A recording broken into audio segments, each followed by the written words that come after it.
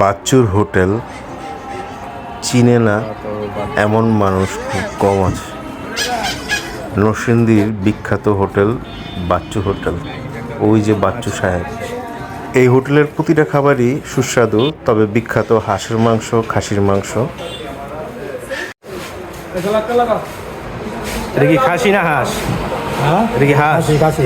এই যে বাচ্চুর হোটেলের হাঁস, বিখ্যাত হাঁস।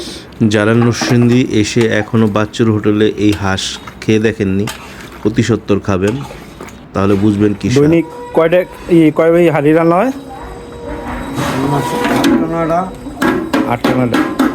2-3 বার খাসি, 2 বার হাঁস, মুরগি, পোলাও,